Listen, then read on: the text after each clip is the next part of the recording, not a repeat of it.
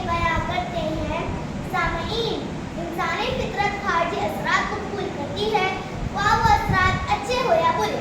خارجی اثرات دراصل صحبت کے اثرات ہیں۔ ہم جن کے ساتھ اٹھتے بیٹھتے ہیں ان کے اثرات ہماری شخصیت پر ہوتے ہیں، یعنی ہماری شخصیت سازی میں دوستی کی بڑی اہمیت ہے۔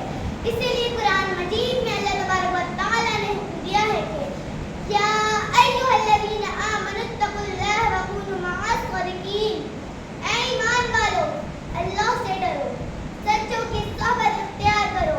اس ارشاد نے ہمیں بتایا ہے کہ صحبت یعنی دوستی بڑا رنگ لاتی ہے۔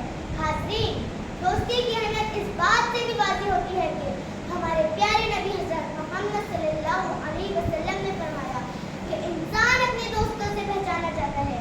ہمارے دوست ہمارا تعارف ہوتے ہیں، ہمارے کردار کی عکاسی کرتے ہیں۔ سامعین کرام، دوستی ایک ہماگیر رشتہ ہے جسے بہت کم لوگ ہی سمجھ پاتے ہیں۔ وہ باتیں اور مسائل جو ہم اپنے والدین اور بہن بھائیوں سے بات نہیں پاتے، ان کا حل ایک مخلص دوست سے حاصل کر لیتے ہیں۔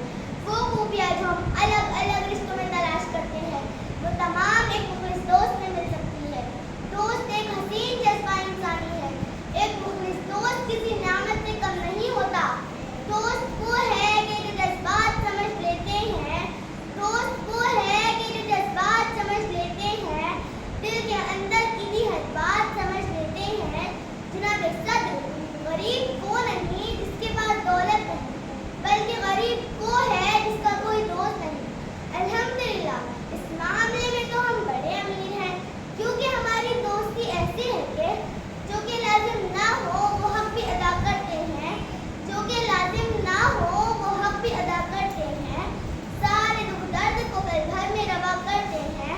حاضرین، دوستی کی اہمیت کا اندازہ حضرت ابوبکر صدیق کی قربانی، وفاداری اور محبت کی اس مثال سے بھی ہوتا ہے کہ جب مکہ سے مدینہ ہجرت کرنے پر ہمارے پیارے نبی حضرت محمد صلی اللہ علیہ وسلم اور حضرت ابوبکر صدیق نے غار طور میں قیام کیا تو